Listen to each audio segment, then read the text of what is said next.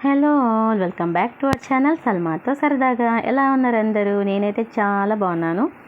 ఇవాళ అయితే మా చెట్టుకి సొరకాయ కోసామండి. అంటే రెండో కాపులో వచ్చిన మొదటి కాయ అనమాట, ఫస్ట్ సొరకాయ. సరే, దీంతో ఏం చేద్దామని ఆలోచించాను. సొరకాయ తాలింపు చేద్దామా, లేదా సొరకాయ పప్పు చేద్దామా, లేదా సొరకాయ బజ్జీ చేద్దామా అని. సొరకాయ పప్పే బాగుంటుంది అనిపించింది, అందుకే సొరకాయ పప్పు చేస్తున్నాను ఇవాళ.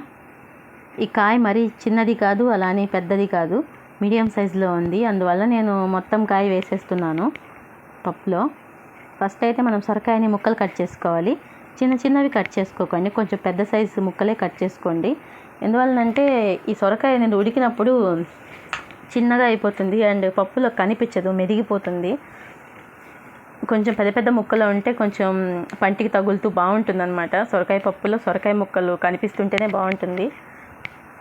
రుబ్బేస్తే మొత్తం ఏం అసలు కనిపించవు, అంతగా బాగోదు. అయితే ఫస్ట్ దీనికి నేను పప్పు తీసుకున్నానండి. 2:1 రేషియోలో పెసరపప్పు అండ్ కందిపప్పు రెండు తీసుకున్నాను. అంటే 2 గుప్పెట్లు కందిపప్పుకి 1 గుప్పెడు నిండా పెసరపప్పు వేశాను. 2 సార్లు బాగా వాష్ చేసేసుకున్నాను. ఈ పప్పులో టేస్ట్ వచ్చేది ఈ 2 పప్పులు కలవడం వల్లేనండి.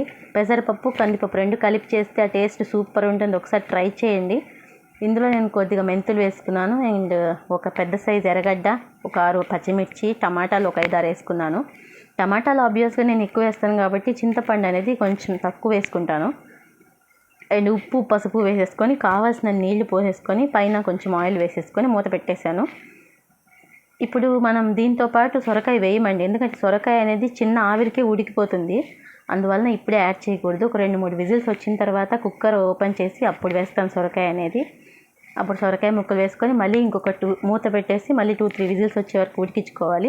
ఇప్పుడు పర్ఫెక్ట్గా ఉడికిపోయింది పప్పు సొరకాయ అనేది. నేనేం చేశానంటే సగం ముక్కలు అనేది పప్పుతో పాటు రుబ్బేస్తాను, సగం ముక్కలు అనేవి పక్కన తీసి పెట్టుకుంటాను. ఎందుకంటే సొరకాయ పప్పులో నాకు ముక్కలు తగులుతూ ఉంటే బాగుంటుంది నోటికి. అందువలన పప్పు రుబ్బేసుకున్నానండి. ఉడికిన తర్వాత రుబ్బేసిన తర్వాత మనము ఉప్పు సరిపోయిందో లేదో అనేది అప్పుడే టేస్ట్ చేసుకోవాలి, సరిపోకపోతే వేసుకోండి. అండ్ ఇప్పుడైతే మనం తిరగమాత పెట్టేసుకున్నాము. పోపుకైతే ఫస్ట్ నేను బాండిల్ పెట్టి ఆయిల్ వేసేసాను. ఇంకా పోపు దినుసులు, ఆవాలు, జీలకర్ర వేసేసాను. ఇంకా ఆనియన్స్ వేసేసుకున్నాను. బాగా బ్రౌనిష్గా అయ్యేంత వరకు ఆనియన్స్ అనేవి వేయించుకోవాలి. తర్వాత కచ్చాపచ్చాగా దంచిన తెల్లగడ్డ వేసుకున్నాను. ఒక 2-3 ఎండుమిర్చి వేసుకొని కొంచెం కరివేపాకు వేసేసుకున్నాను. లాస్ట్లో మీకు తెలిసిందే కదా, ఇంగు పొడి వేసేసుకున్నాను. అంతే, ఇంకా మనం రుబ్బి పెట్టుకున్న పప్పుని తిరగమాత చేసేయడమే. ఈ పప్పు కన్సిస్టెన్సీ అనేది పల్చగా ఉంటే బాగోదండి, చిక్కగా గట్టిగా ఉంటేనే బాగుంటుంది. ఓకే, ఇంకా మనం పప్పు రెడీ అయిపోయినట్టే. ఒక 5 మినిట్స్ అలా సిమ్లో పెట్టి వదిలేద్దాము. అంటే కొంచెం వాటర్ పోసాం కదా, అందువలన వాటర్ కూడా పచ్చివాసన పోయేదాకా మనం అలా ఉడికించేసుకోవాలి. చాలా ఈజీ అండి, చాలా సింపుల్, చాలా టేస్టీగా ఉంటుంది. చూడండి, ఫైనల్గా సొరకాయ పప్పు అయితే రెడీ అయిపోయింది. Thank you for watching. Please subscribe చేసుకోండి మన ఛానల్ని.